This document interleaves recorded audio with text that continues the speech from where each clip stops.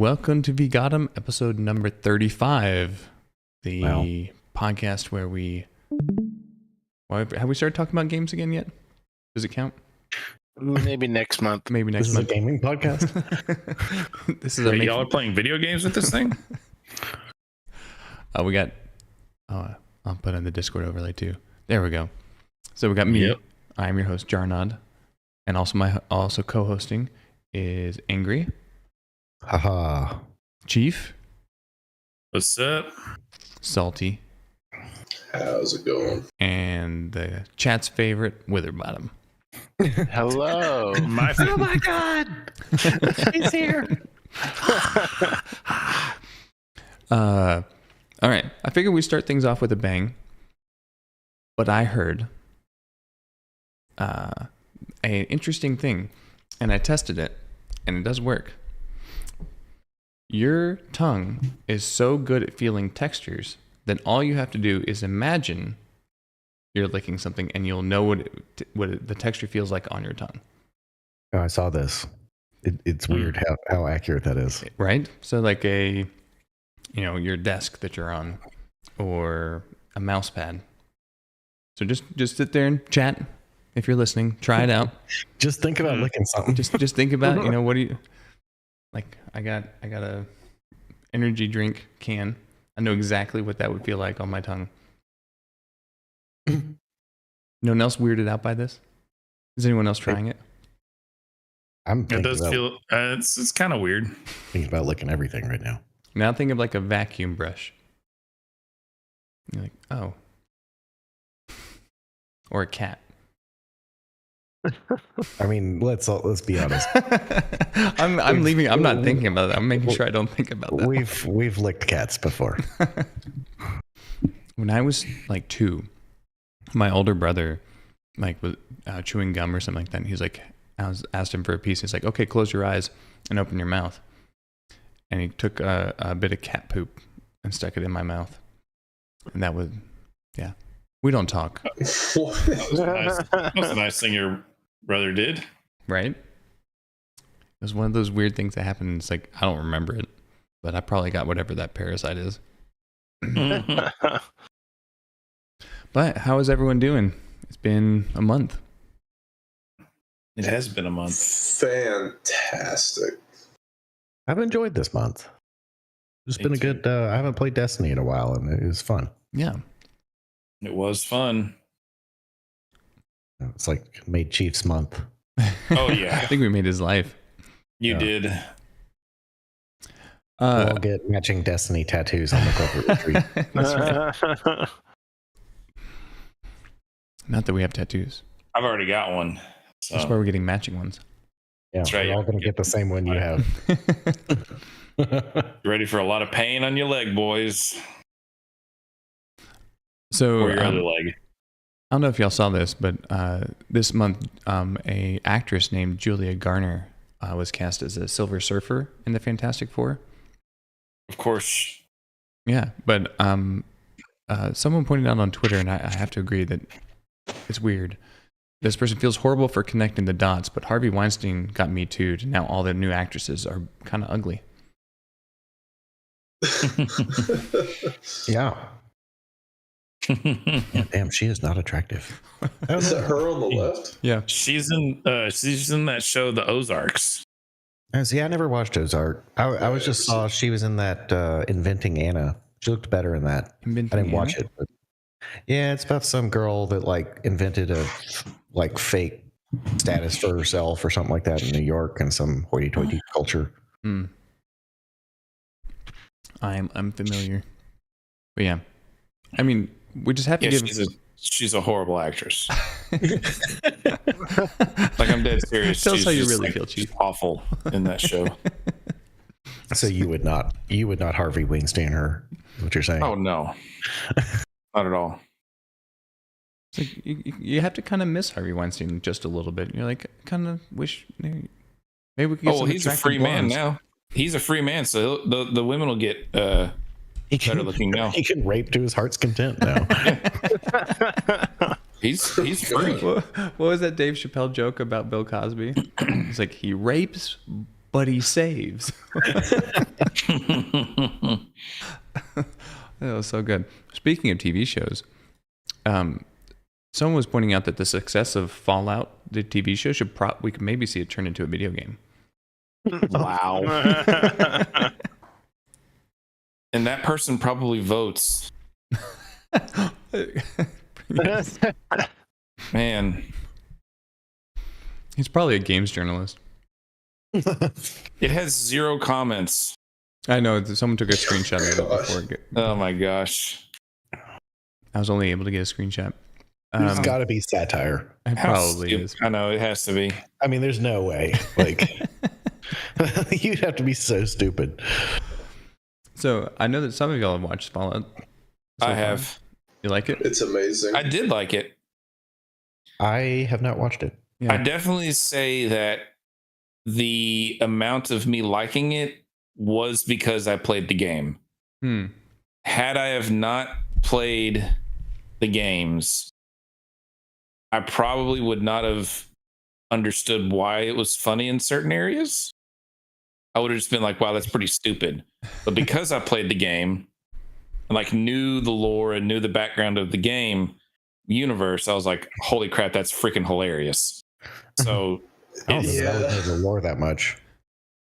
I mean, if you've played from Fallout 3 through Fallout 4, so Fallout 3 and then New Vegas and then Fallout 4, if you've played those 3 games and you kind of like were paying attention to the story as it was going. Oh, I was not. Like, that's the problem. You will have a very fun time watching that show. Like I played New Vegas and the most out of those 3 games. But yeah, it's very good if you've played the game. So I enjoyed it, thoroughly enjoyed it. Nice. I don't know if we can trust Salty's opinion though. He considers the Hobbit trilogy better than the Lord of the Rings trilogy. So. Oh my god, I forgot about that. Now I'm just angry. We don't want to have a debate. I mean, it's my opinion. Yeah, well, everybody has opinions, and a lot of them are wrong. There are no wrong opinions. That's why I always tell people that, like, I'm teaching is like, not that I teach people. It's like, you're welcome to have a different opinion from me, but you're wrong.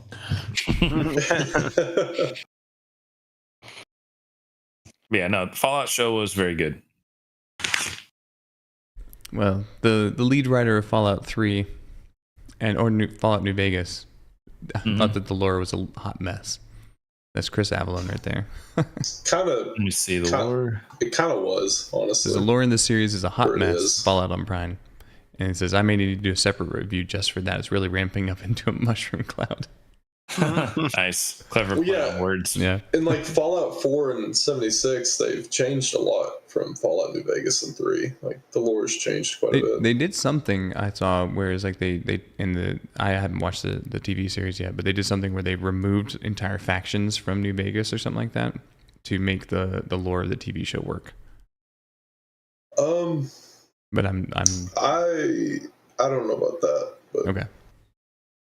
Well, they didn't mention one of the factions, not to say that it couldn't appear in season 2, but they've only mentioned, I guess 3 of the main factions that would have been in New Vegas.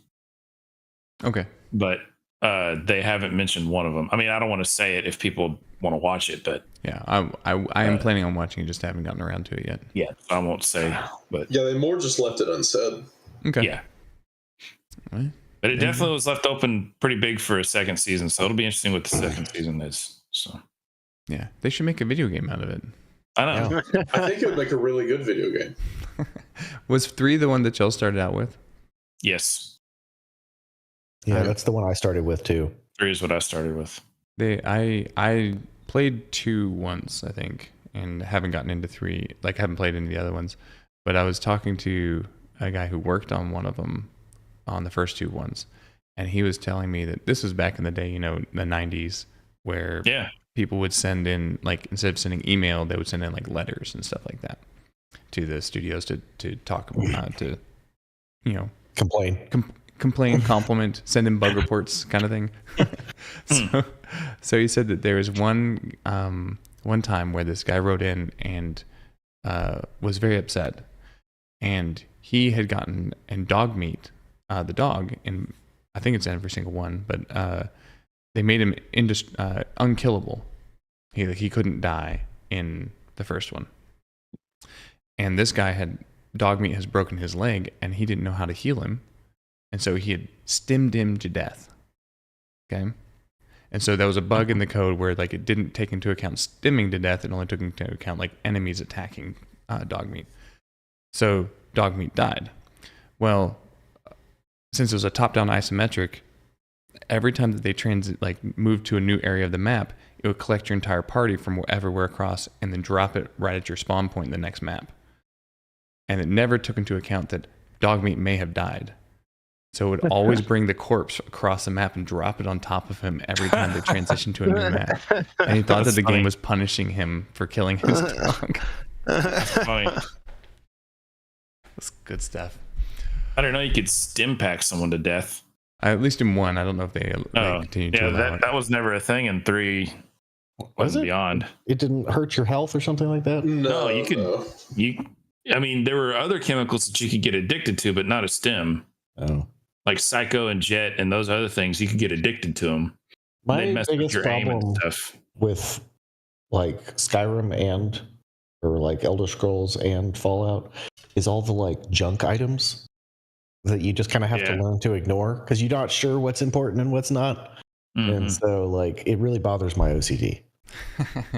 That's the same thing I think for me with open world games. If it just shows up a whole bunch of like UI icons on the map, and I'm like, oh, I have to go here, and I have to go here, I have to go here, and like 2-3 hours in, I'm like, I'm bored. All right. Oh, so Helldivers 2. I don't know if y'all saw this, but Paul Tassi. Oh, hey, Chief. Helldivers 2 politics appear to be flying over the heads of some people. Oh, good. I don't know if you knew that. This is like Starship Troopers. So someone. I have never been able to figure out if Starship Troopers was a parody movie or like an actual sci-fi movie that was just like really hokey. He's tried to make it a parody. Like the director, he hated the book so much he wanted to make it into a parody. So someone made a meme about it. Over the top. The books are even wilder than the movie, which is the funny thing, I think. Yeah, they were. I love these memes. They don't know it's satire. Yes, they do. Oh, that's so good. And Sweet Baby Inc. news. Every time I think you're saying Sweet Baby Ray's, I'm like, oh, barbecue? Sweet Baby Inc. news. One of the games that they worked on did so poorly that the studio had to shut down. But don't worry. Sweet Baby Inc. got paid. Why? Okay, I never got it. Why are they called Sweet Baby Inc.? Well, and why is their logo like a child with a pedo candy symbol in it? Yeah, what is going on with this? Yeah. I don't want to get sued, so that's weird. Mm-hmm. I've played this company's other games, like they did the Blades of the Shogun series, and they're really good. Wait, the Blades of the Shogun, was that the 2D stealth game? Yeah. Oh, that was really good. So it's like do you remember Commandos? Oh no, okay. So I only played the first one. Yeah. So it's similar. Blades of the Shogun is similar to that. Yeah. But it's like a group, like it can be stealth, or you can just like run through and like kill everyone you want. So it's like a team tactical like strategy game, and they're awesome. Like I really liked it. And they did a Wild West one, I think, too. That I think was really good, but I haven't played Shadow's Gambit. So it seems like you don't want to. I don't now. And why are they advertising that the game failed? No, it's not them advertising. It's not the studio advertising that their game failed. It's Sweet Baby Inc. I know. Why would they advertise the game they helped work on fail? Because they're narcissists. I am once again not following the Sweet Baby Ink stuff. I don't know what it is about this that I can't seem to get. All right, so to recap, because apparently Angry was a little out of it when we talked about it a couple months ago, or last month, I don't remember. You're out of it too. So Sweet Baby Inc. is a narrative consulting company where they help wokeify. Yes, diversify, equify, and inclusify a bunch of video games. They basically make their money by convincing developers. They've gone on video talking about at a GDC, Game Developers Conference, where they have said, if you want to make the proper change, like the woke change in your game, you have to go to the marketing director and just point out how badly the game will do on social media if it doesn't have diversity in it. Yeah. And so the marketing and then the marketing guy will be like, "Who do I call?" And you're like, "Sweet Baby Inc. We're here to help." Ghostbusters. And so basically, I would not be surprised if they run bot things to get mad at companies if they aren't diverse enough on social media. And then from there, they generate it into income because studios hire them. So I was looking at the game on Steam, and honestly, I don't think this game would have done very well without, even if they didn't work on it. I don't think it looks that good. Is it because of the black zombie on front? Exactly. And it's been out less than a year, and it has like 5 DLCs. So, yeah. It's LGBTQ DLC. Oh, yeah. So yeah, exactly. this also, Pokemon Go somehow got affiliated with the DEI, and they changed their stuff so that you could no longer choose your body types. You'd get like randomly generated, or body type A, body type B, and then you could make like the most ridiculous. Oh no, sorry, I didn't misread this. You're presented with a random mix of male and female parts, bodies, heads, and faces. You don't get to choose; it's just your randomized avatars. No way! I need to go. Hold on, let me look at my Pokemon Go. No. That's not what he's saying. What's he saying? That's not what that was saying. No, my character does look different. Of AAA games, this happened in Destiny. Yeah, no, this has been no happening longer male and female. It's now just like type A, type B, and you pick it. He's making a joke saying the next step is that they're just going to throw in a bunch of random stuff and make you a character yourself. But then he says Pokemon Go already did this. Oh, he did. Oh, wow. Interesting. No, this shit's new, but I don't like it. Well, it's a good thing that we're on to quadruple A games. Then. That's right. We have to pay $70 to be able to choose male and female. Mm-hmm. Yeah, that's a DLC. So Microsoft then published some new inclusion guides for video game devs. Now, remember, Microsoft owns Activision Blizzard, Bethesda Gaming Studios, Obsidian, Disney. I'm just kidding. Do they own Disney? I was going to say, I missed them. They basically own like 30% of market share in video games. Easily. I don't know who would own who. Disney own Microsoft, or Microsoft own Disney? Yes. Microsoft would probably own Disney. That's what I think too. So they say we want to recommend against creating female characters with exaggerated body proportions. Yeah. So we kind of talked to. Go ahead. Isn't that like the Stellar Blade thing? They literally modeled the character after a real life person. Where is it? There it is.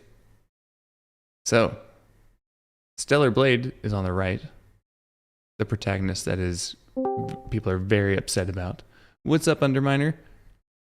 And this is the new Aphrodite from Hades 2. One of them is being highly promoted on by games journalists and celebrated, and the other one is being censored by everybody and saying that this is exaggerated proportions and you can't have it and all that type of thing. The right one is Stellar Blade. That's ridiculous. But they literally modeled the Stellar Blade heroine off of a real person. No, it's even better. They modeled her after the game director's wife. Really? Wow. Yeah. He's a lucky man. I should also point out that Stellar Blade had a random spot that got video game journalists very mad, where there's a section where there's graffiti with the hard, and then there's an R shop next to it. Oh my god! No way. Yes. No way. And it got game journalists so mad when they found this random spot. Okay. Oh my god. So the developers decided to change it to Crime R. Oh god! I guess I'm confused. I don't know what that means. Oh well, I won't say it, but here you go. Why are you putting that on the screen? Accidentally put an N-word reference as a graffiti. Oh, I get it. Oh okay. no, we didn't mean it. Change it quick to crime. Change to crime. That's funny. Okay, I get it now. So I see the R now. I was like, wait, what? Hard? What does that even have to? What? Why are they mad about that? Hard R? What? Then I had to read it. Oh, it makes sense. I was dying laughing when I thought it was so funny. It's very funny. They had to know what they were doing. They replaced it with crime. Yeah, they're Korean. They may not know what they're doing. Oh man. All right. So also in dealing with censorship, a Farm Folks dev, which is like a cozy farming game, tweeted out and asked the community and I don't have the GIF of it because they deleted the post, but basically the boob physics, there was jiggle physics on the boobs. They're like, is 50% the best, 90% the best, or 30% the best? And they're just and the characters are like just bouncing up and down. 100%. 100% is best. I think someone said 110%, and they were like, "It's like yes." And then games journalists got mad at them, and so they had to put out an apology. Oh my god! I swear, we went to apologize. Hi, folks. We'd like to address a recent post where we came to our community asking for feedback. So, what did we ask for feedback on? I forgot. The boob physics. Boob physics. Avatar. Like, no, didn't we have something recently in like one of the months where it was like, oh, chat, tell us something, like we have people chatting. Oh yeah. I can't remember. Which one was so many responses? I think it was that Witherbottom was the chat favorite. Oh yeah. Okay, so ask for a favorite. This is just that episode of Futurama where they're the snoo thing, and they're like, and if as the most beautiful men will be snooed by the large women, and the petite women, then the most beautiful women. It's like Witherbottom will be snooed by the large chatters, and the petite chatters. Then the large chatters again. The mind is willing, but the body is weak and spongy. How did the last men die on your planet? Broken pelvises. Yay! Is that how you want to die? Yes. Yes. So we had received concerns about the female player model's breast physics in the past. We thought we should ask the community. Unfortunately, this crossed the line. We try to foster a welcoming community, and the post and subsequent replies made many of our community members uncomfortable and alienated. The reply made about 150% physics was also inappropriate.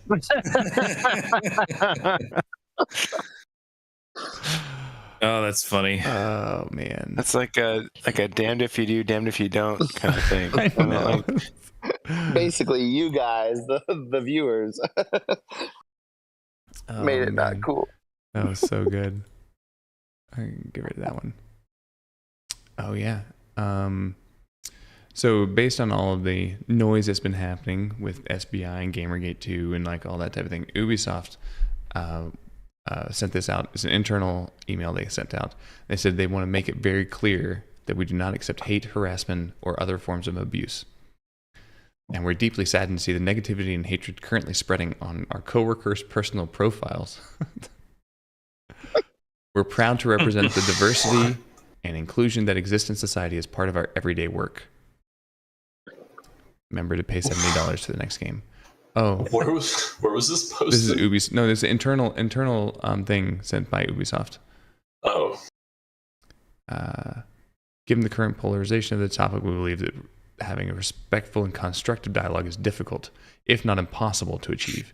We ask you not to engage or interact with these conversations, as you could worsen the situation for yourself, our teams, and our industry peers. Make sure you set your accounts to private or turn off private messages from people who are not in your list of trusted friends. Do this across all social accounts, even if you're only receiving unwelcome messages on certain platforms. Just FYI, they then announced and said, "Here's a first ever look at the next Assassin's Creed main menu screen, as it stands now. The Black Samurai." Oh my God. Of course. Can't even think of something a samurai would say to say in a black person's voice. Just the only thing you can think of they say is like, "Whoa." Oh man! So two playable protagonists. Naoi is an assassin and an African samurai warrior who we don't know the name of yet.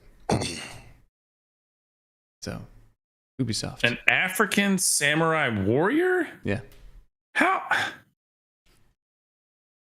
You know, Sweet Baby Inc. has their fingers all in this game. Or their lollipops. Or something else. Oh, man. Also, Sweet Baby Inc. Oh, no. Every time I think Sweet Baby Ray's. I could eat. You want some Sweet Baby Ray's now? Oh, yeah. Why did I freeze? I can't move it. I can't change anything now. I can't click on no. Switch to Destiny. Oh no. All right. All right. What the heck is going on? Talk about Destiny, guys. Do you have virus.com pulled up? Chief, you suggested this game. I did suggest this game. Would you like to tell us about it? It was an amazing game. It was. It used so to be. Primary word. When it first came out. I know. No, has it been playing in the background? This isn't where we started. Oh no, I'll rewind it. Okay. Watch the whole ass. Yeah, there we go. As I say, you're missing the Templar fight. So yes, I did suggest it. This is not the first time I've suggested this game. What? Probably won't be the last. 8th or 9th time. Wait, how many times have we done this show? 35 times? I'm just 35 times. No, but there is some DLC coming out in June. And so Destiny was releasing some new fun stuff. And it was a lot of fun. The new game modes that they did, we all played together. This is video footage of the raid. The most fun, like, if you have people to play with. Yes, like you need people who play it a lot, and it's just a lot of fun when you do raids, when you start getting mechanics, and you do fun activities together, and it's just a lot of fun. But I had a blast playing. I'm so glad that we got to play it together and do this raid. And y'all got to experience the first raid of Destiny 1, re-envisioned for Destiny 2, and it was a lot of fun. I fixed it. What's that? Thank God. So I fixed it. Oh. All right, back to Sweet Baby Inc. stuff. We'll come back to Destiny. So I don't know if y'all remember Kingdom Come Deliverance. That name sounds familiar. Yeah, such a good game. It was like they made a phenomenal game, like a small thing, and they got hit with a lot of like backlash. And be like, why don't you have any black people in your game? And their response was, it's set in like Northern European feudal. Like there were no black people then. Well, THQ acquired them. Let's see, a couple years ago, and Kingdom Come Deliverance 2 will be twice as big and more diverse. Of course. So, just making sure we have that. That's what we wanted. Who is TH2? Is that just a company? Oh, Kingdom Come Deliverance 2 will be twice as big and more diverse. THQ. THQ is a publisher. Oh, okay. Yeah. One of the big ones. THQ, EA, Take-Two. THX is the sound people. Yeah, THX is the sound people that make it go.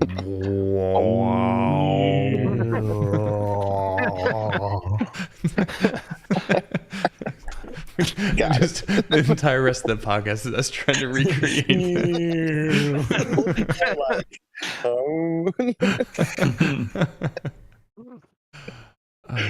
And then last but not least, what do the viewers think? Yeah, viewers, who did the best THX? You're seeing the memes, and it's like I make the THX sound whenever I come.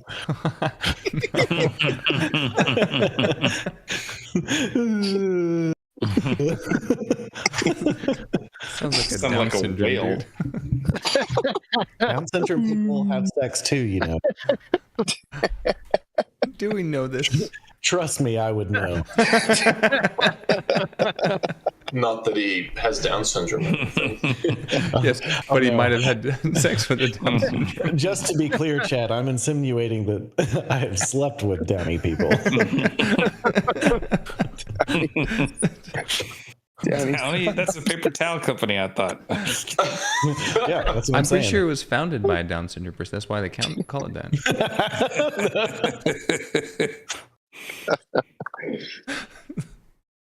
I think that's Brawny.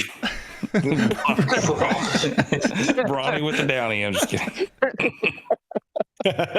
Imagine a Down syndrome brawny man. Like a tank top and just like. This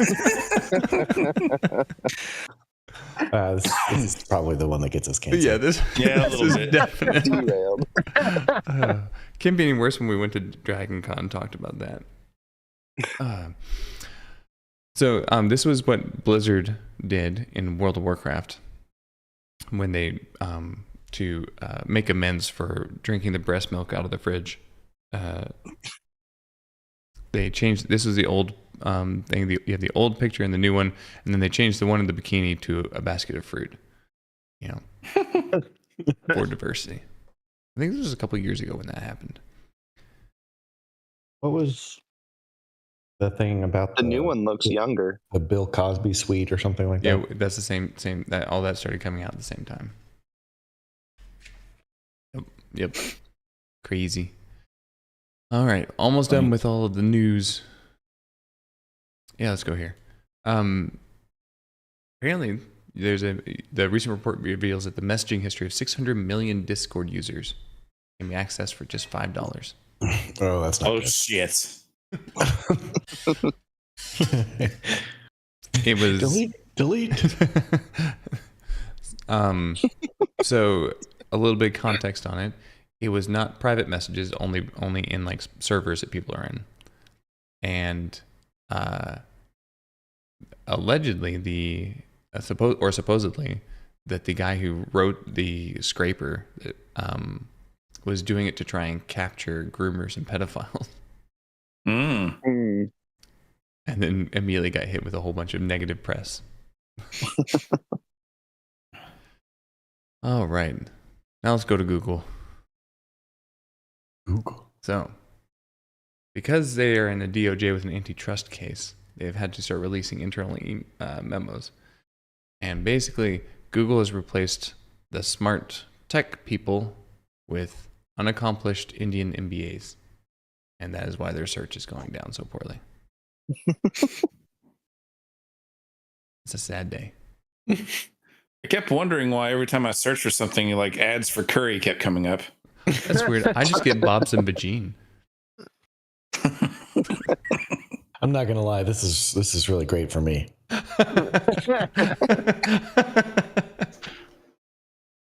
Oh, I forgot to remind you. Oh, okay. Yeah, let's talk about it now. Amazon. Yeah, let's go now. Go ahead, talk about it. Screw it, we're doing it live. What, me? Yeah, Okay. mention you. Bring it up. Okay.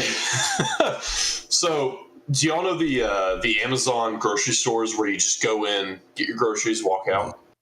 Yeah, I've heard of those. Well, apparently they weren't actually like powered by AI and stuff like that. There was an article saying that it was just 1,000 people in India watching security camera footage, adding it to your cart and stuff. And they missed like 30% of the merchandise. Yeah, I mean, can you imagine? Like, you're just watching some like grocery store camera trying to be like, hold on, did he pick the brown rice or the white rice? Yeah. And I saw another article where Amazon like tried to dispute the claim, saying that no, the Indian people were just to verify that the AI got it right, but the AI got it wrong 70% of the time. So it was basically just Indian people doing it. That's funny. It reminds me of that. I said this to you, Salty, but it reminds me of that episode in Silicon Valley where Jin Yang figures out how to be able to tell hot dog and not hot dog. So Twitter buys it to protect their users from pornographic penis-shaped material, and Dinesh has to go in there and train the data. So he's paid a whole bunch of money to look at penises and be like, yes, this is a penis. No, this is not a penis. Because he has to train the data. That's a great. I would hate having that job. I think it was paid like $300,000 a year. Okay, I could do it then. I do it, yeah. How many hours a day though? Like, I'd do a 12-hour shift for that much money. Wow. I want a 4-hour work week for that. Okay, what? All right. What? Now we have to go. Like, how far would you go, Salty, for that much money? Would I get paid overtime if I went over 12? Because 24. I would do like 15 to 16-hour shifts. Yeah. Looking at penises. Weekends? I mean, if they paid me like maybe 1.5 to 2.5, for the weekends, yeah, I'd probably do weekends too. How about holidays? It's got to be 2.5. 2.5. All right. Yeah. No more than 3. Well, I meant like at least, you know what I mean? So a lot of this depends on what the base rate is. It's gonna be like in The Office. Like you show up, like what do you think would be an acceptable base rate to look at dicks for 12 hours a day? Yeah, how low can we go? Well, I think the number you said, 300,000, is pretty good. Yeah, but what if it was 200,000? Would you do it for 200,000? I'd do it for 100, honestly. Hold strong. Negotiating against yourself. Very good. I mean, guys, let's be honest. I'd do it for $7.50 an hour. Okay, just as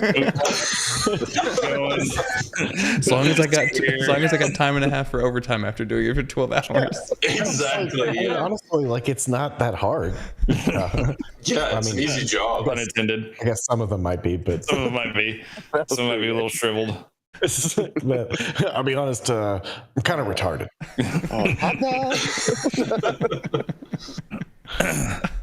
No, it'd be like on The Office, like you have to like scan in like pictures to make it even better, like to make it stronger or something. And someone's like, Salty, is that your pants? That's a Polaroid. Why are you putting that in there? Like the captcha, I don't get all the bicycles clicked. So select all the penises in this 9x9. Oh boy.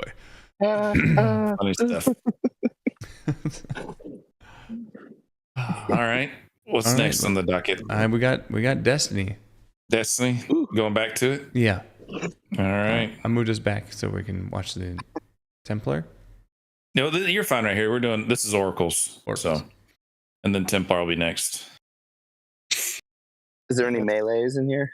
That's Charnot and I shooting at each other. Yeah. Oh, so y'all do know how to shoot at stuff. No, So we know how to shoot at each other. It's not, That's the difference. it's not my fault that every time I got teleported, I was like, pick up the relic, pick up the relic. Every time we ended the boss fight, it would be like damage done to the boss, and everybody it's like 2 million, 1 million, 900,000, and Jarnod's like 9,000. The relic every time. I would like drop it and be like so scared I was gonna wipe, so I'd like drop it, fire a rocket, and then pick it back up again. Yeah. So I found it very funny as being someone, let me look at my time log here. As someone who's played the game for 2,454 hours on Steam alone, What? doesn't include my 832 PlayStation times. I found it hilarious how quickly Witherbottom and Jarnod started doing all the stupid stuff that all of us Guardians do. Like, if someone's standing there trying to knock them off the edge to kill them, purposefully standing in front of someone while they fire a rocket, you know, all of the angst that we did, it's just ingrained in them really quickly. And it was very fun to watch the evolution of doing a raid with them. As first they're like, I have no idea what to do. And then we'd stand around and I'd be like, why am I moving? And then I'd look behind me and Jarnod's pushing me off the edge quietly. And then he starts giggling and laughing, and Witherbottom tries to do the same thing. You know, it's like, but I must say, doing this raid, like, I am astonished. I'm truly flabbergasted that we did not wipe once at the confluxes, at the oracles, or at the Templar fight. Like, I had no words. It was unreal that we were able to do that, and that how quickly y'all picked up the mechanics of that. So I was very impressed. It was a whole lot of fun at the end. Well, okay, but that's the thing. So in the raids, that's the beauty of the Destiny raid. Every mechanic that you use throughout the raid, like, they build on it, right? So like the oracles here, we'd had to do them at the end in the final boss. The confluxes, we had to do them at the final boss. The shield, like every single piece that you do gets pieced together all at the end. And that's what makes that final boss fight so much fun, because you're doing it all. And that's, when the call outs are important. That's when, just figuring out everything. But man, doing the raid was a lot of fun. Yeah. And then just the new stuff. The Onslaught was fun. I do like that. Onslaught was a lot of fun. We played Crucible every now and then. I'd jump in whenever Jordan needed to do a quest or two. He was doing the New Light stuff, and I'd help him out. He was doing Beyond Light, getting new supers. Like, it was all just a lot of fun, just helping out and doing that. So, but yeah, a lot of fun. There's just so much to do. But I think that so much to do was definitely overwhelmed me at the beginning. Yes, absolutely. Like, their new player experience is like, I don't know how it normally works. Bad. But it's total garbage. I walked in. Need to organize like some of their like currencies and things like that. Like, I don't know. It's too many little things. But like, you start up the game and you get put into a cutscene right away. I'm like, yes. I don't know who any of these people are. Like, and every time you log in, it's a new cutscene. That was the other thing. It's like, so I had one cutscene, and I had to go do something, and it's like fought through something. And the next time I logged in, it was a different cutscene. I'm on a completely different planet, but I also have no idea what's going on. Yeah. I'm just like, I hope I'm shooting the right people. What are you doing? I'm killing Germans. We're on the German team. British. What is that from? The Office. But no, yeah, that's. I 100% agree that, like, the New Light stuff and the brand new players, like, it is 100% crazy confusing. And like, the amount of quests, like when you were sharing your screen one time. Oh yeah. Like, the amount of quests that I saw on your director, I was like, oh my God, how does he even know where to even look? I get these giant fucking banners at the bottom. I know, and then the banners and then all that stuff. Like, you probably did that because you have such a big screen. It was just like, we're gonna make this guy look at this. I will say, like the widescreen and like the UI. I probably should up the UI some, but there were like I'm watching this and the field of view. Well, no. The things that you get, like the buffs, like the little status effects you get, are so much more obvious on your screen than they are on mine. Oh, okay. So like turn your head to see yours. The imminent, what's it called? You just had to buy the giant screen. Oh, the imminent detain. Yeah, imminent detain. I was like, I could not. I couldn't see it because it was just so. Yeah. I was like, I probably should up the. I never see it because I'm kind of retarded. You also never got it.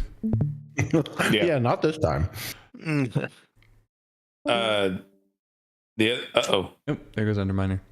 Bye. The other fun thing.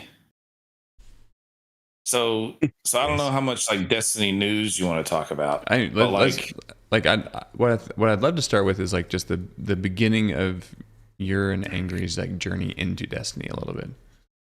Like y'all both played Destiny 1, right? Yeah. So that started in 2014 with Destiny 1. We played the beta. Oh yeah, we played beta. Gosh, we played beta. Like how many hours did we put into beta? I don't know. Do you remember doing the Sepix Prime strike? Yeah, it took forever. 2 hours. Like it was just the two of us. It's like a strike. Which did you do strikes? I think Jordan did a couple. I mean, Jordan, did a couple of them. Smooth. I'll put a penny in the swear jar.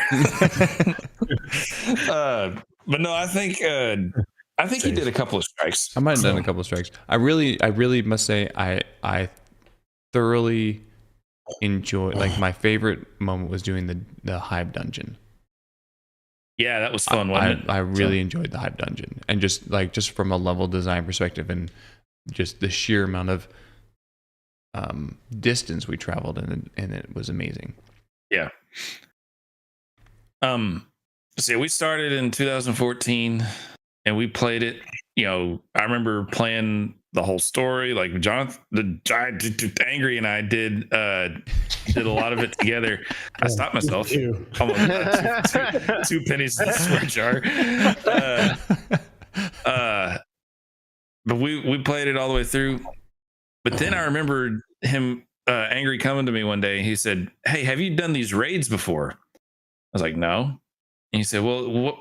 Because back then the whole system was way different. Like the power was only attached to your armor. Mm-hmm. The maximum power you could be was 30, and like it was very different.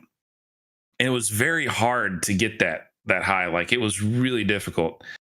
And I remember him saying, "Well, I've got these random people that are doing a raid," and I was like, "Okay."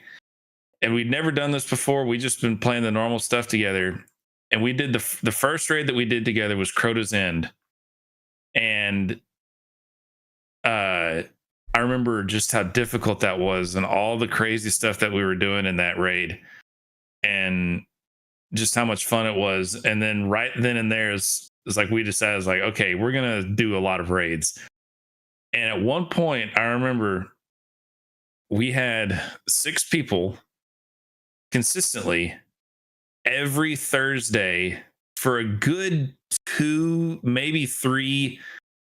I'd even maybe say at least 6 months. Every Thursday, it was raid night, and we would 6 months. It could have easily been, and we would do every raid like back to back to back, and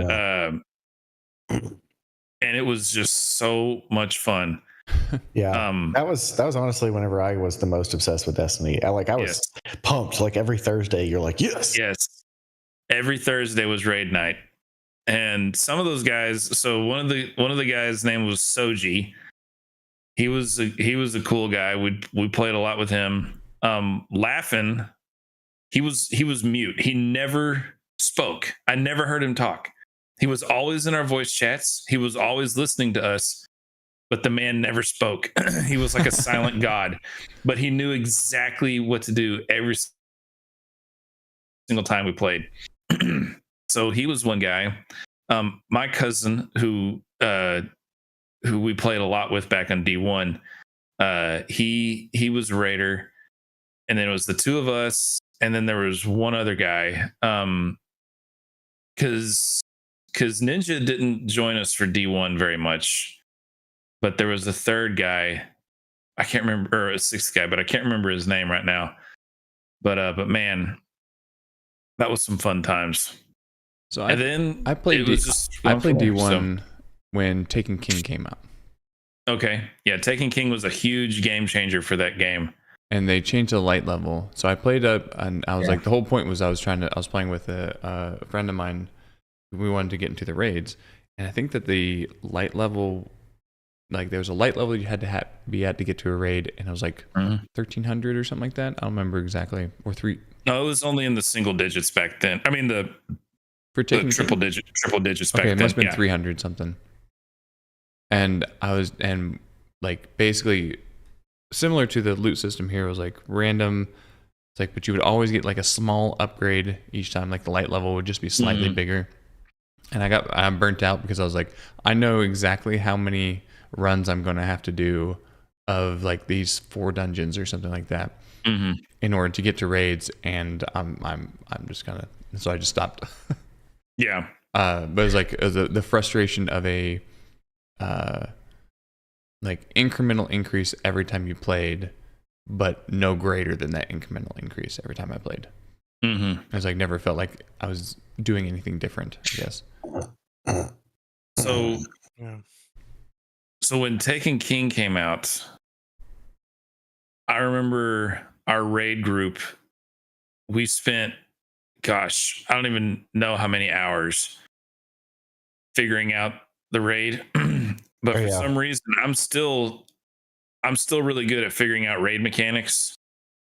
And I remember, don't even try and play this off. No, I really was. You definitely looked it up.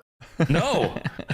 Now we were stuck on this one encounter for like I don't remember, like 1 or 2 nights or something like it was a long time, and we kept doing it and couldn't quite figure out what to do. And all of a sudden, like no idea that had been discussed before, it was like, oh, what if we just like shoot these things on the ceiling in this order?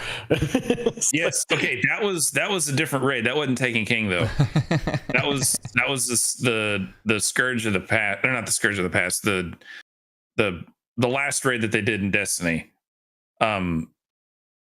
That one was definitely much more confusing, and I know exactly which zone it was, because yes, I did have to look it up because we were just stuck. We had no idea what to do. And but no, it was just very funny how quickly you could figure out a raid mechanic and just what you'd look for. Once you played a Destiny raid, like you knew what type of mechanic to look for. And but yeah, so D1 was great. D2, vanilla D2, total garbage. Like it was probably the worst that the game had ever been. Activision's hands in it was just absolutely terrible. And it got better. Now they're Microsoft's problem. Forsaken. No, they're Sony's problem. That. No. Oh, you mean Activision? Yeah, Activision. Yes. So then you have D. So D2 had 2 DLCs that came with it. They were incredibly terrible. But then when Forsaken came out, like that was the big game changer. Like basically Bungie was like, we don't care what you're saying, Activision. We're going back to the way we want to do it. And it turned into a really good game again. But yeah. And then ever since then, it's had its up moments, it's had its down moments. It's been in a pretty big down moment since Lightfall. But man, oh man, I could talk about what's coming with the final shape, because the final shape was supposed to already be released. Like, it was supposed to be released in February, and it's not being released until June. And what we got to play this month was part of the reason why that game was delayed. So we're the reason. No. But Onslaught would not have happened if the game wasn't delayed. That was all because of the delay. And this new mode that was just released today called the Pantheon wouldn't have happened. But yeah, there's so much that's coming in the final shape. It's crazy. So back in August, I remember in August that Bungie did their live stream, like showing, what all was going to be released for the final shape, just kind of showing their gameplay and talking about it and showing every game developer's pronouns and all that fun stuff. And then and the initial reaction that I had, I was like, seems kind of weak. Like, there wasn't a lot of stuff there. Like, we got a new super big whoop. We got a new enemy boss big whoop. Well, then it was announced it was delayed. Well, a month and a half ago, in February, about halfway through February, they had this next gameplay reveal. And holy cow. Basically, Bungie was like, look, we know our backs are up against the wall. And they've changed everything. So the final shape is going to be crazy. They've added. What is the shape? Well, so if you're digging into the lore, the final shape is what basically the main, like rhomboid or tetrahedral. It's the pyramid ship. That's the final shape stuff. Triangular. Yeah, triangular. Didn't Witherbottom die here? Oh, I died a whole bunch. Oh, on the drop down? No, I don't think he died. Well, we're about to find out. No, he didn't die. Oh. I mean, we died a lot from the Gorgons, but that was, that was the random's fault. Don't do anything, and Witherbottom was like, "Did you say throw my grenade?" No, he popped his super. That's coming up soon. And I fat fingered twice. Yes. I'm so excited for this. Yeah, it'll be up soon. But no, so Bungie, they added. You're still getting the new supers that they talked about in August, but they've added an entire new subclass. And so the subclasses are your solar, your arc, your void, strand, and stasis. Well, they've added a 6th subclass. And this one takes elements from every subclass and morphs them into one, basically. It's like you can get a darkness power and a light power at the same time. And it's going to be like the video that the gameplay, and they were talking about it, was absolutely crazy. Oh, here it comes. He's going to pop his grenade and super here pretty soon. And he's going to do it right in front of my face. Like, he's standing right there. Like, look at him right there. I pushed the wrong button. He threw the grenade. It can happen to anybody. Here we go. Look, he's right there. I'm going to turn around. Where is he? Oh, hold on. I can see Ninja typing in chat. Yeah.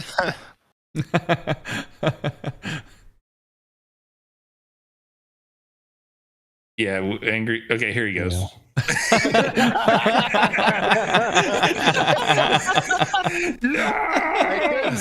I couldn't stop it. And then we got erased. It's like all you got to do is run forward, and all of a sudden, boom. It was very funny. But no, the amount that's coming out in June is going to be crazy. And basically, this is the make or break for Destiny 2. And then, really, like you'll stop playing it if it doesn't do good. The community will. Oh, I won't, but the community will. It's pretty interesting looking at the final shape numbers when they first revealed it. The pre-orders, it was the lowest pre-orders of every Destiny DLC. And basically it was like, we're just like, we don't trust them. It's like, we're tired of crappy stuff. But I heard that, or I read after this video that they did in February, pre-orders went up pretty quick. But yeah, so another big factor is that Sony has bought Bungie. What was it, like 4.3 billion, I think? Yeah. Something about that much. And For basically Bungie? Sony was like, look, y'all's revenue is in the toilet and y'all need to get your revenue up. Otherwise, we're going to take over, basically. Dungeon keys for $20. I know. What is a dungeon? So basically, they were like, they said, like, management is mismanaged. Like, you have too many chiefs and not enough Indians, basically. I mean, they were probably more politically correct than that, but yeah, they would. Yeah, dots, it was not feathers. That's true. And so yeah, there was a lot of turmoil. Like a lot of the streamers that I watched, like Asdacross and other people, like they were very concerned that Sony was going to just like take over the board of directors, like take over everything, because Bungie was so mismanaged. And but basically Bungie was like, okay, we got to do something. And so what they did was this Into the Light, and then what they're changing with Final Shape. And I forgot to mention in Final Shape, they added an entire new enemy subclass, or an enemy class as well. So there's a brand new enemy race in a brand new location with a brand new subclass. Like it's going crazy. Is it racist that we call the enemies different races and we're killing everybody that's not us? No. Oh, this is another time where we're the bottom killed us. Yeah, I'm sorry. I fell down. I remember that time too. Have you ever killed one of those things? Yes. Yes. There is a triumph in Destiny 2 to kill all of the Gorgons. Oh, all of them? Uh-huh. And that's how you can get the seal. But yes, I have killed all of them with a raid team before. Wow. Not with our raid team. Not with this raid team. Not with me and Witherbottom doing team. 200,000 damage. No. I know, right? You did not do 200,000. In all the runs combined, I'm not sure you hit 200,000. But anyways. And then the Luke Smith, he was the game director for a long time. I think he's now switched to Marathon, because that's another thing too. Bungie's releasing Marathon, I think in 2025 now. But it was kind of interesting at the beginning of that video that they did. Like Luke Smith was talking, and I was like, wow, he hadn't talked about Destiny in like 3 years. And but he said that the Final Shape is not the end of the Destiny universe. So probably we'll get Destiny 3 in maybe 4 years, maybe. Why do you need like as an engine upgrade? Yeah, it'll be a brand new game. Okay. Like brand new top down. It's basically what we need. We need Destiny 3 because like I was listening to Asdacross, and he was like, the beauty of a Destiny 3 is like, oh, this is where that guy timed out for a second. Watch this. Oh yeah. He's running, he disappears, and then he's right behind me. Watch this. It's like dink, and then look, he's right there. Ta-da! So I was like, oh my god, that was crazy. But anyways, because like basically we just need like a fresh start, because like you were saying, it's near impossible for a new light person to enjoy the game because there's so much stuff. Like you have no idea where to start. Like Destiny 3, like you could jump into Destiny 3, fresh start, brand new MMORPG, you know, and build from there. So so Destiny 3 is probably going to happen probably in about 5 years. I'd be willing to say. Dang. But but we don't know what's coming after the final shape. We do know that they already have a year of content planned out with they're calling them episodes. They're like 6 weeks, every 6 weeks of content being released to continue the final shape story. So we already know about that, but after those three episodes, we don't know what's coming next. So it's all new stuff. But no, I'm glad we got to play it. It was a lot of fun. Yeah. And I hope that Underminer's back. Charnot and Witherbottom had fun playing the game. So Witherbottom, did you have fun playing the game? I had fun. I think, like, honestly, if I'm being really truthful, my most fun I had was trying to push Chief off the ledges when he wasn't paying attention. I don't know if we can deal with that level right there. We can deal with that level of truthfulness. I mean, I thought the raid was fun. The campaign missions, I didn't really enjoy the story missions because it felt like you kind of just like ran. It felt really linear, right? Like you ran, you shot some stuff, you got a tidbit, and then you ran, you shot some stuff, and you got a tidbit. And so for me, like, I didn't really have a reason to care about the story because I didn't have any agency in the story, right? It didn't matter what I did; the story was going to be the same no matter what, right? Right. And so, like, the story missions weren't, like, I didn't really care about that. Like, I didn't really have a reason to care. The other issue I kind of had was it's kind of built to be like a looter shooter, but they gave me all the loot to begin with. Like, I didn't get a single weapon that was better than, well, I guess I got that sniper rifle with you and Ninja.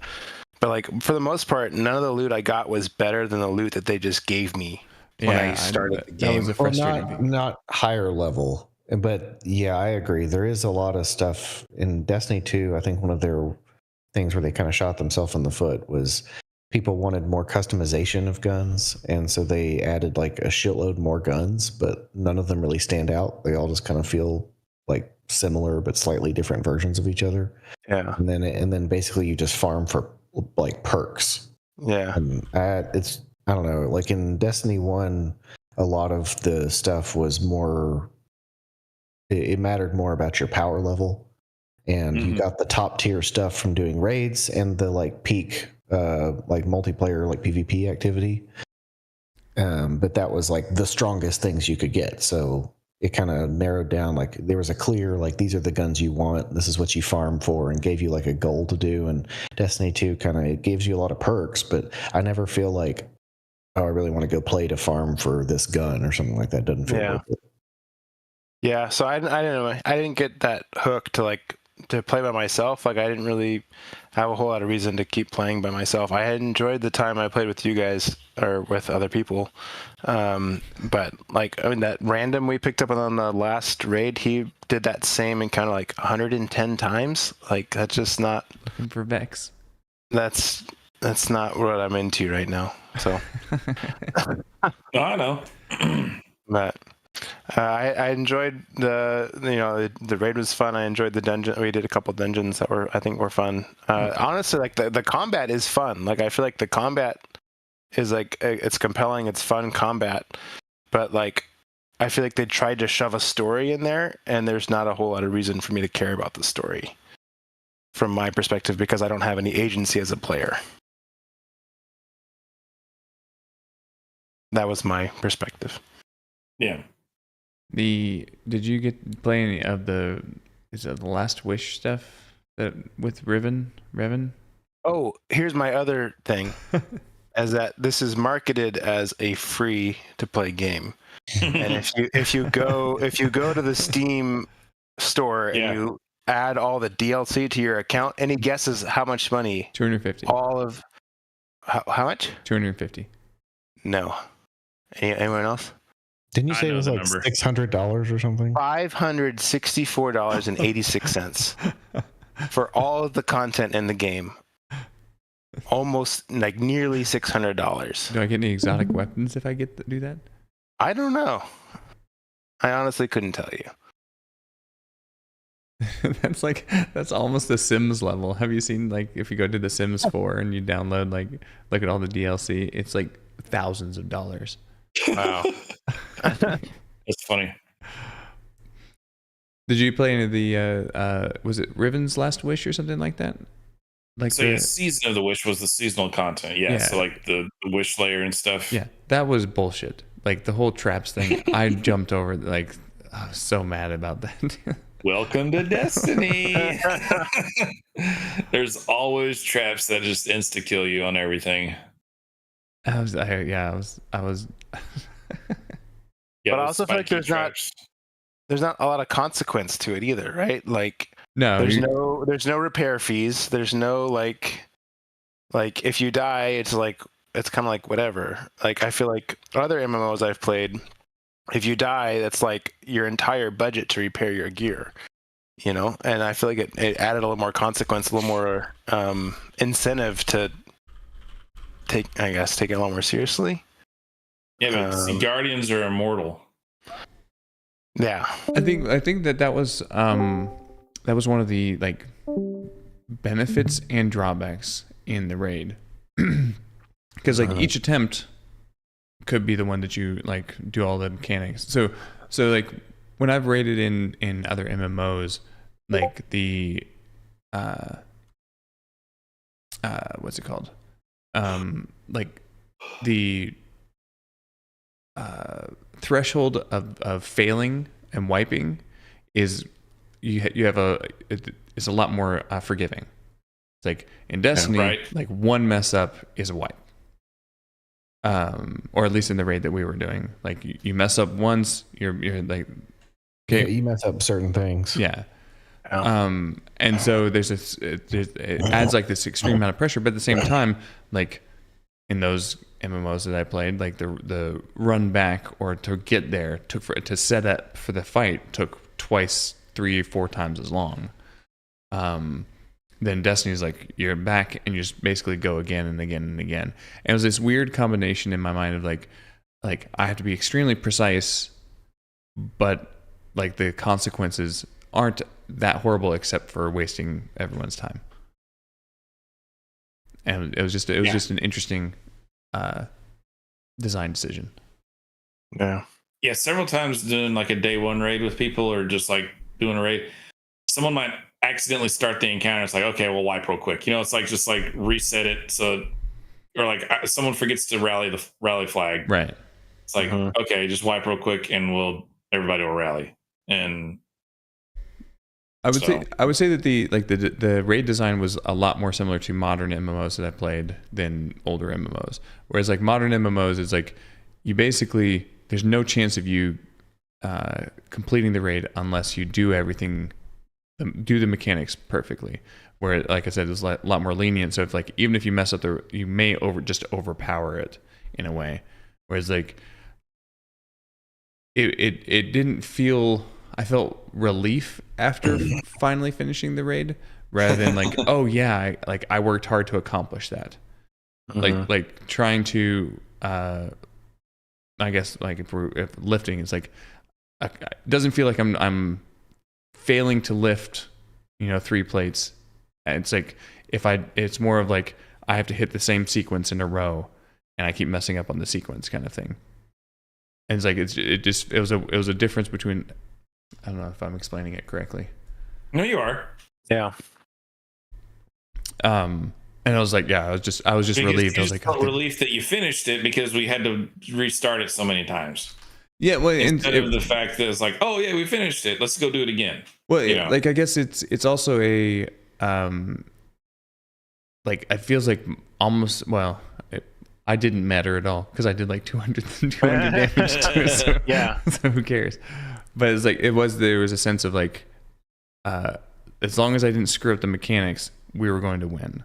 Whereas in other and when I've raided in WoW, it was like I had things that I could do that would tilt the battle in my favor, or if I didn't do them, it would like tilt the battle against me, kind of thing. Yeah, and that was it was just like it felt more like a balancing act than a I mean, like that the last battle of this raid, it had nothing to do with like combat. It was all about hitting the things in the correct order. That's the only thing that mattered. Well, maybe there was some combat that we just missed. I was about to say there was a pretty significant part of it that was combat, so I mean, explains a lot.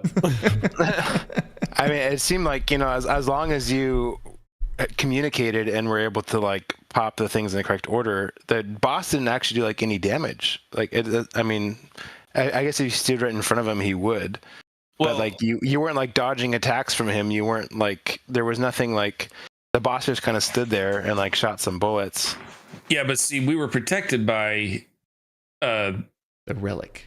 But we were by the well, right? So the warlocks that would use the well, you're standing in it, like your damage is increased and your health is significantly increased. So like you can take the damage that to protect yourself, basically. Okay. Without the well, if we were standing there, we all would have died instantly, like very quickly, and quite painfully too. That's why you made me go get it. No, yes, because like in well, like basically in a raid, the warlock is always running Well of Radiance. Like it'll always do that. I didn't have Well of Radiance before we were planning on starting, so he made me. I made you go get it. But yeah. And see, the Titan has a defensive one. It's called, I mean, we just call it a bubble because that's what it is. But the only problem is you can't shoot out of it. Like you can defend yourself from taking damage inside it, but like you can't shoot out of it. It's like you have to leave it, shoot, go out again, leave it, shoot. That's why the well is so much more better. And so like basically warlocks do the defensive well super, and then Titans and Hunters will do their offensive like high DPS supers. So me having low damage is not my fault, is what you're saying. It's a class I play. It's true. I'll defend you a bit there. So, yeah. But anyways. No, so like I said, like when I was playing it, the new player, like I said earlier, the new player experience I had a painful time with.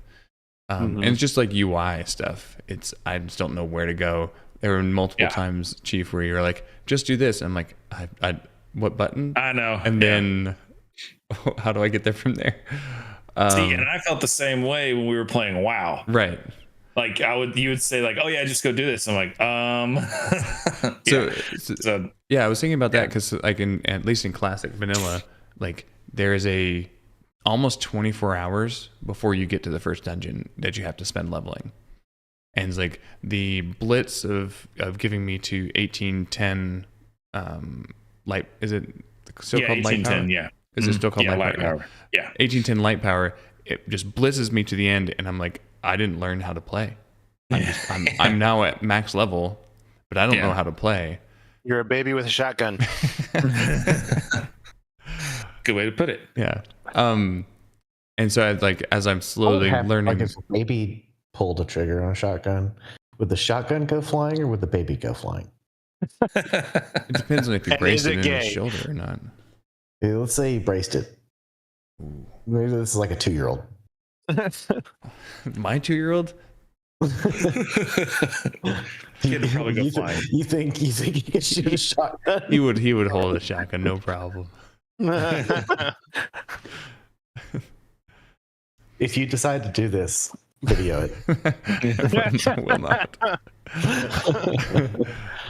See, here's another. So, like this part, it'd been a while since I'd done this. It's like I had to like relook up the mechanics and stuff because, like, I was rusty.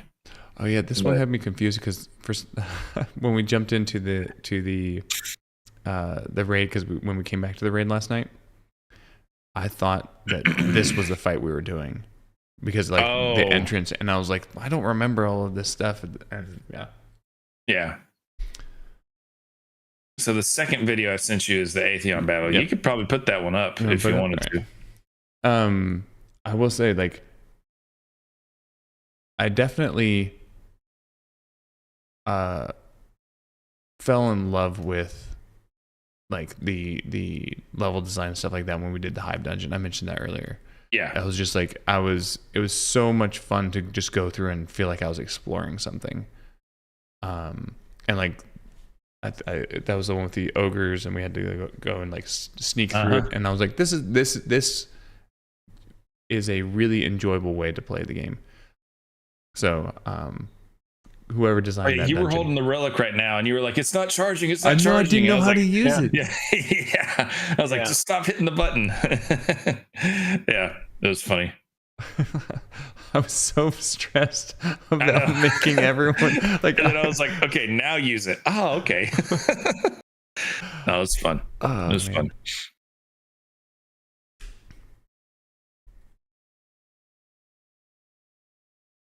It's a good fight. There's that Josh guy. It was.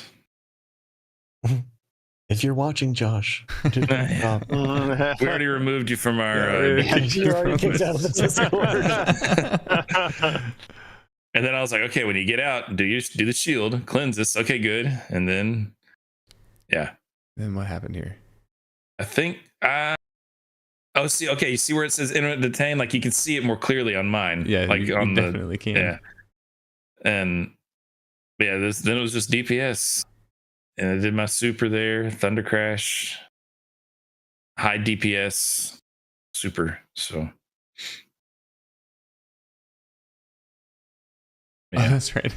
One of these, I was charging forward to drop my well. I was like, I'm going to help out, and I ran back into Mars. Yeah, and dropped my well in Mars. I'm like, oh shit. And then he came out and you're like, I'm blind, I don't know where I am. I know. It's like, it's okay, just keep walking, you'll die eventually. And then I got stuck and I don't know where I was. Yeah. Like I think I might have recorded that. I can't remember when I know it was like at least a couple of tries into it before I actually started recording, but smart.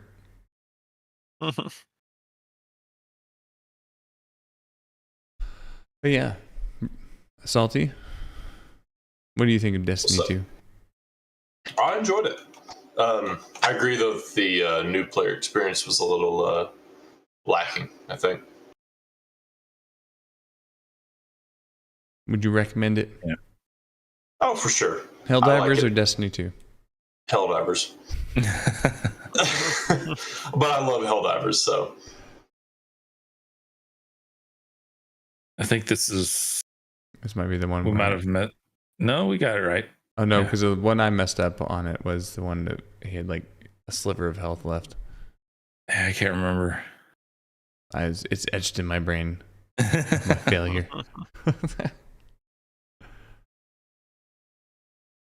Yeah, when me and Witherbottom first got in there, I thought I had to communicate to you what order they came in.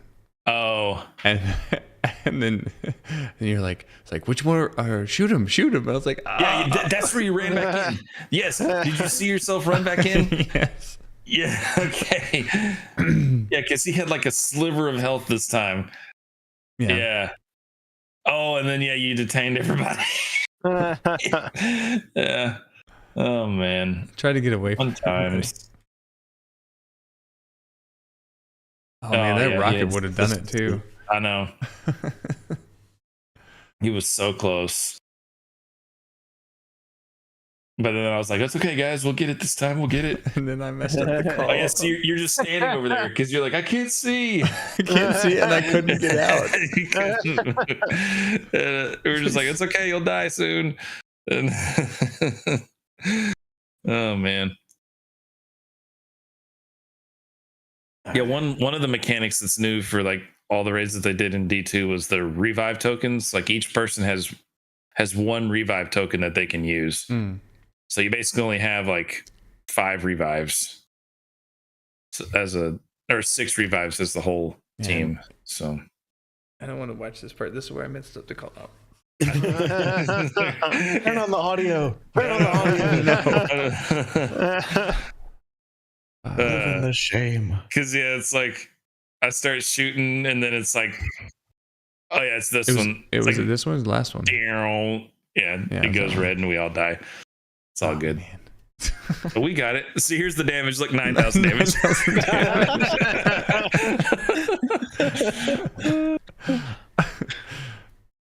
Funny stuff. But it's a fun game, man. It's so fun. So I really was upset that they took away the thing that said who got spotted by the Oracle. I know. It was used to be able to just shame anybody that got noticed. It was pretty obvious that Witherbottom cast the super. He Yeah, had all these particle effects flying. Yeah, we luckily figured out very early on it was Witherbottom that got spotted. Also, I kind of felt bad for Gomez because like I didn't like say that I was teaching people when I LFG'd, and he was like, "What is going on?" And I was like, "Oh yeah, why are you guys still losing?" Okay. Yeah, he's like, "Why are y'all dying?" Like, yeah, we're teaching new people. He's like, "Oh, okay." And then he was kind of like, he's like, "Okay." And a lot of people though, like, I mean, it is kind of toxic, but a lot of people are like, "No, I'm not going to teach anybody. I just want to do the raid and get out." Yeah, and I understand that. Yeah. Yeah, if you're going to do it 110 times to get a weapon. Mm-hmm. Hey, Yeah, we got him that weapon. He couldn't have done it. Yeah, without we us. did. Yeah. That's right. Yeah. What was he going to 1v Atheon?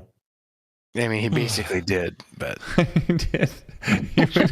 Every time me and Witherbottom were in there, he would like come charging He'd you. come and save y'all. It was so funny. Like we'd hear, I think he was like listening to who said they were getting teleported because he would hear both of y'all say you get. It was so funny. It's like we'd hear both of you say you got teleported at the same time, and you both like collectively groan like, oh. And he would run in and like rescue you. It was very funny. yeah. It was just hilarious. Yeah, he was a Chad. But, Yeah. Josh, Yeah. you're the MVP. like I think right now, like both of y'all got teleported in. He just was like- ran in he was like, immediately. "Oh." It was funny. Cause Angry not Angry. No, Josh got teleported with y'all too, I think. But You think that's Yeah, his it's actual funny. name is Josh, or like he creates a screen name of Josh, but in reality he's like, Steve or something. Yeah, his real name is Joshua. yeah, that makes sense. How'd you come up with your username? Oh, I just took the first 4 letters of my name. It's my nickname. Yeah, mine too. Oh man. Wait, your real name starts as Wither? I'm just kidding. So- No. What if his name was like Wit Like There you go. Adventures in Odyssey. or like Yeah. Herb? You got several names in your name. Yeah. Mm-hmm. Yeah, Bottom is one of them too. And Tom. Yeah. Yeah, Tom. And Ott. And Otto.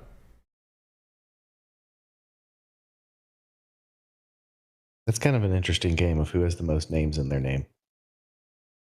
I mean, Witherbottom kind of was because he uses such a long name. Yeah. I don't know why he did that to us. I don't know either. It can't even like really be shortened very well. No, didn't it come from like it was Tor? We were Yeah, playing it was Tor, Tor. and you named Yeah. your character Jarvis, and you named your legacy name Witherbottom. Yep, that's where it came from. Nice. And it stuck. My name has changed over the years, but I've stuck with Chiefgiraffe. So I like Chief. I just like people calling me Chief. So What's up, Chief? Oh, I call people Exactly. that condescendingly. I know, right? No problem, Gaylord. Yeah, someone at, like McDonald's, doesn't do something. Oh, here right, was they're another like, one. He nice rescued work, y'all. Chief. Both y'all got teleported here. Yeah. he was trying to open the portal so quickly to get to go. Yeah, I'm amazed we made it through because like every time I was like, no one ever said which side to open, and somehow we just did it. Oh, I think I messed up here because I was like, I couldn't type it in quick enough. Yeah, because I didn't know who got teleported, so that was my fault. Hey, 9,000 damage again. 9,000 again.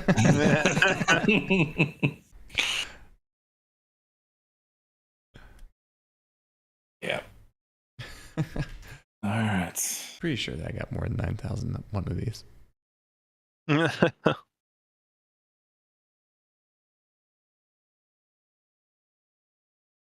Did you have the Well of Radiance too at the bottom, or were we using the Arc Special? I did not have the Well of Radiance. Can't believe Chief didn't make you do that. I know. Well, we already had 2. We just needed 2. Yeah, and I kept doing mine poorly. Well, see, wearing the queer ass of the falling star. Yeah, the queer ass of the falling star. I was trying to find the shader that was to match my armor. I was really distracted for a minute. I was like, "Where's the damn shader?" Then I found it. Oh, yeah, there it is. Who was it? Jarnod, was it you telling me that Turkish Delight sucks? No, it's not very good. Yeah, I think you're the only person I've ever known who said they tried it. I was always so. It doesn't look good. Well, it looks phenomenal in the old BBC version. Oh, yeah, in Narnia it looks good, but I'm watching a video about it right now. And yeah. Like, I remember being so. Like, I tried it and I was like, this is gross. Like, why did he want Turkish Delight? Yeah. I was like, oh. He was like the retarded character. Yeah, and also World War II candy, so. Yeah. What would you like? I'd really like to not eat my relatives. All right. This is the completed one? It could be. Thing. Yeah. But yeah, no, I enjoyed it probably about like I enjoyed Destiny 1 when I played it. I probably enjoyed Destiny 1 more just because of the like newness factor of it. And like the just like I said, like it was a new game kind of thing. It didn't have 7 years of content to try and distract me with. Right. But yeah, I enjoyed it. I didn't enjoy the Crucible. No one enjoys Crucible. I didn't like that they made me do it to get rid of that banner.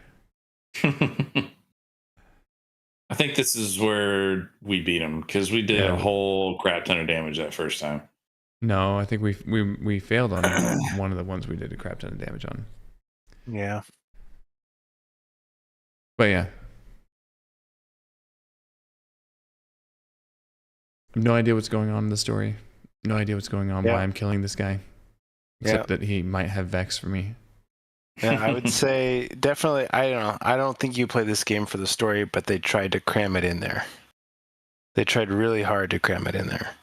Well, and like, I feel like if you get invested, then you're like, okay, yes, I understand what's going on, and I want to know more about these characters.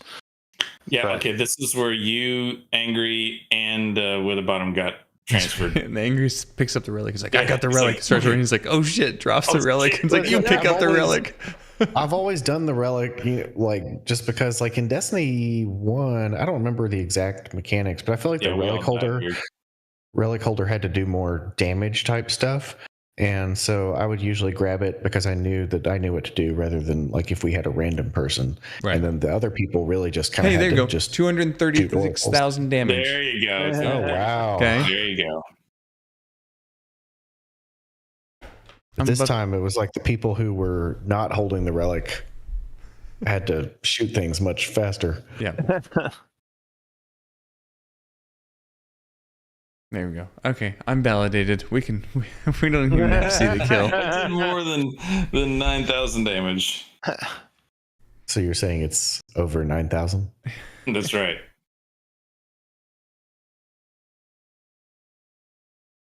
All right, shall we vote, or do you want to see the kill? We have to come up with something else to talk about to see the kill, though. Doesn't matter to me. I mean, I kind of like to see the kill. All right. So the gun that Chief's holding in the video, I think I can tell what it would feel like on my tongue.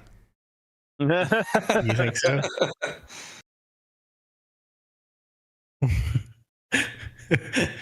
What's the weirdest thing you can think of tasting? Tasting or like feeling the texture of? I mean, I think you could kind of tell taste too, but I don't know if I could tell taste. Of something that I've never like smelled or tasted before. Yeah, I mean, like you look at that gun and you're like, okay, it's probably going to be metal. You know, so you think this is probably what metal tastes like. With some like plasma, like scarring on there. Yeah. You know, you're gonna put your tongue in the fluid tank there on the side. I was thinking like the heated plasma metal kind of thing.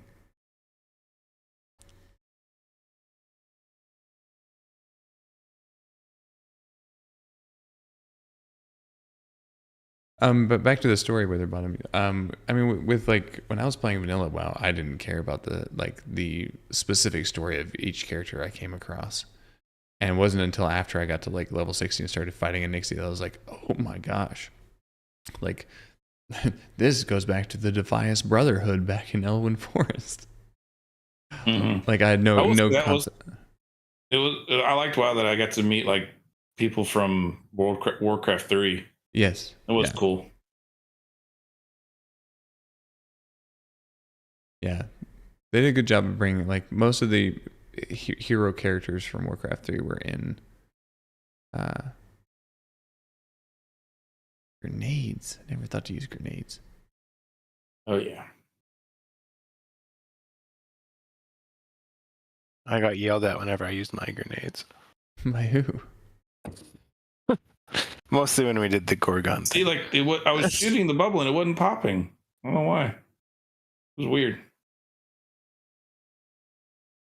And, like, his shield popped up right as I hit him with my super. Did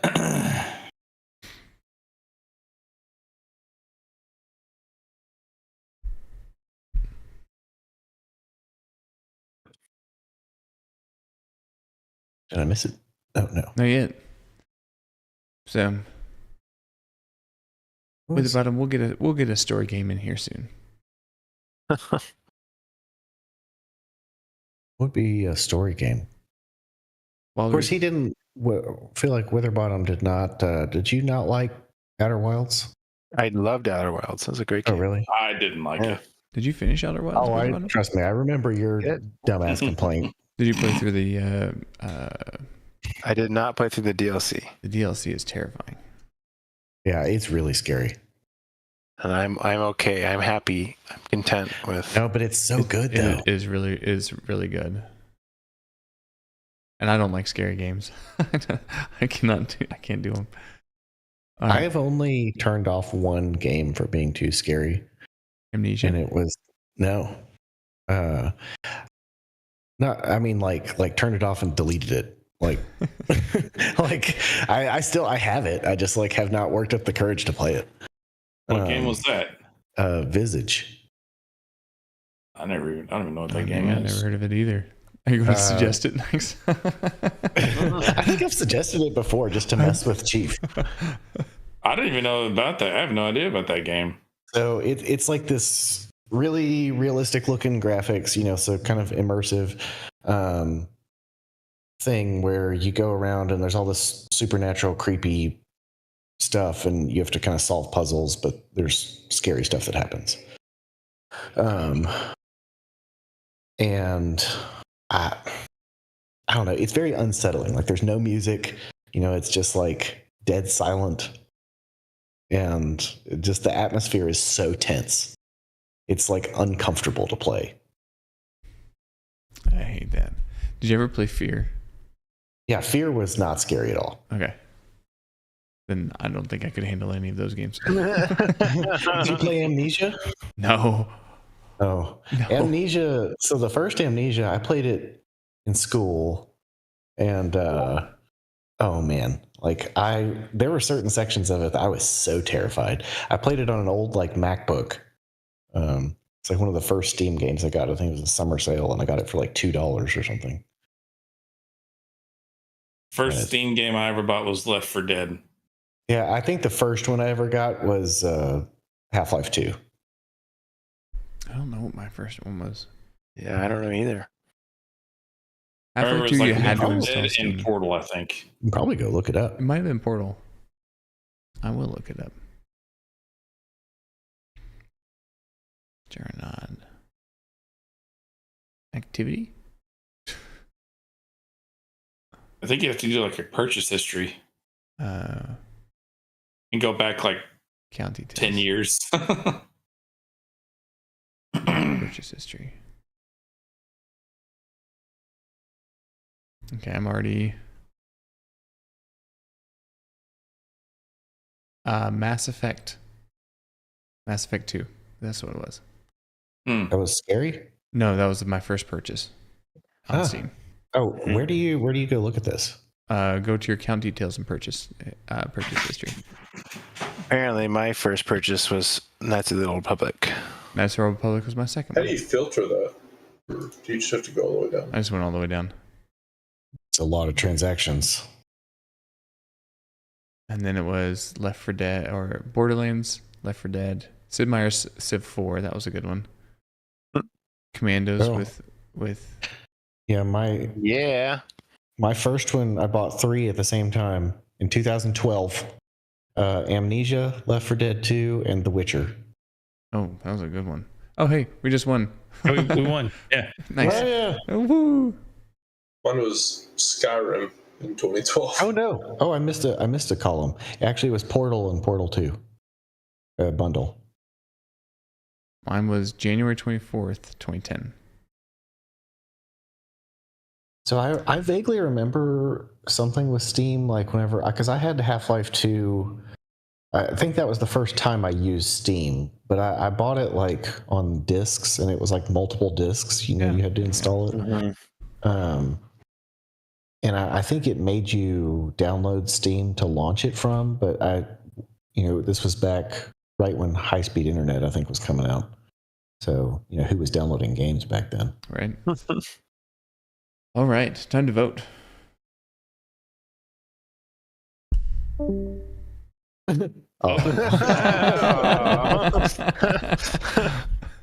All right. Angry, I think you suggested Baldur's Gate 3. Yep. I actually don't know much about it. I know it's supposed to be like a D&D type thing. And I think from what Happy Hawaiian said, you can play it solo or you can play it with a group of people. But I think it would be fun to all do kind of a group like video game D&D campaign. That would be. Chief. So I did Fallout New Vegas because of the show and just a fun RPG. That is just a great story, just a lot of fun to play. So that's kind of like a retro throwback game. And then I did Dead Island 2. So I remember playing the original Dead Island. It was a lot of fun. Zombie survival crafting game. Not really like a base building game, but like just like you can craft weapons and fight off people. It was the game that kind of made Dying Light. It's kind of like what Dying Light followed their model after. And then they just recently released Dead Island 2. I remember had to have been at least 8 years ago. They released the trailer for Dead Island 2 and it just disappeared. No idea why it hadn't been released, but they just released it and it looks a lot of fun. Multiplayer co-op online, kill a lot of zombies, so it'll be fun. Witherbottom. Hello. Last Epoch, tell me. Last Epoch is a ARPG in the Diablo style of games. I got kind of a hack and slash looter game. There's about roughly 20 hours of campaign, up to 30 to 35 if you do all the side quests. You can play with a group up to 4. What's the setting? There's it's kind of like I guess high fantasy. Okay. So it's like swords and magic and things like that. There's 5 base classes, and each base class has 3 like master subclasses. So there's lots of room for diversity to kind of like cater to your play style. Nice. So it sounded like a lot of fun. And yeah. Very nice. I suggested Manor Lords. Manor Lords is Salty's playing it right now. But it is a kind of like a city builder simulator, but there's also combat involved. It has been making the rounds in my circles because apparently it's pretty good, and it was made by one guy, and it takes place in like medieval times, and so it's like it's kind of like a simulation RTS kind of thing is what it looks to be like less combat than like Age of Empires, but more combat than like Banished or City Skyline. And single player, not multiplayer. Salty said Fallout 76. Why'd you suggest that? Mostly because the TV show. I thought since the show came out and a lot of us watched, it'd be a fun playthrough. It's multiplayer, so we could all play it together. And I thought that was a big plus with it. Yeah, it's a Fallout game. You craft, you do the story. There's some PvP, not much. Yeah, I thought it'd be fun. All right, who wants to start the voting? Didn't Hawaiian suggest Dominion as well? Oh, we did. All right, Dominion is based off a card game. It's kind of like a deck builder as you go, where how do I put this? Like kind of like a Settlers of Catan, where you where you're trying to earn victory points, but you pick up deck builders that will give you, or you choose different cards, and it will help you earn money or earn victory points or stuff like that. It's a very interesting way of doing. It's a great board game. That's the only one I've played, and apparently the digital version. You don't have to shuffle cards. Don't have to shuffle cards, so it's better. All right, who would like to go first? I'll go first. See? I'm going to do first Baldur's Gate, 2 Dead Island. I don't know. I zoned out. What was Dominion again? Dominion is a card building game that's kind of multiplayer competitive. Then 3 Last Epoch, 4 Manor Lords, 5 New Vegas. All right. I can go next. I'm going to do 1 Last Epoch, 2 Manor Lords, 3 Baldur's Gate, 4 Fallout New Vegas, and I'll do 5 Dominion. I will go. I'll do 1 Last Epoch, 2 Manor Lords, 3 Fallout. Which one? New Vegas. 4 Baldur's Gate, and 5 Dead Island. All right, I'll go. 1 Dead Island, 2 New Vegas, 3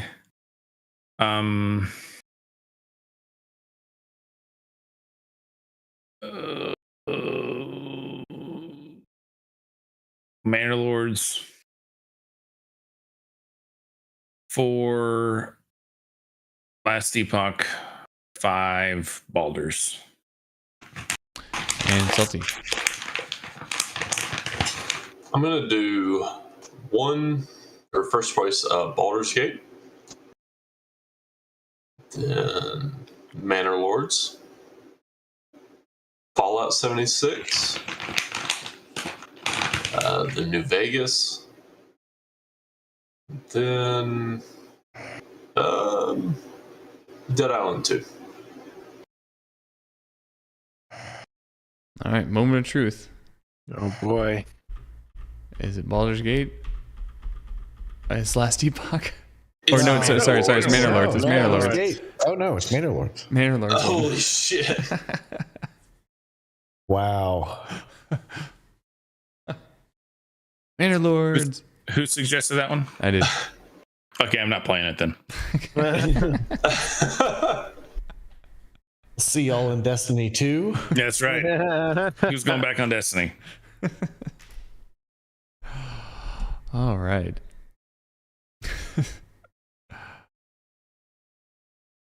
Remember to smash the like button. I have to spend $168 on this game? No, that's the publisher bundle. No, I'm just kidding.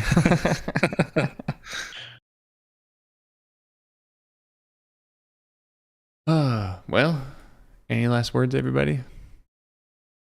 It's been real. Yeah. And it's been fun. Go play Destiny. Yes, please go play Destiny. I highly recommend it.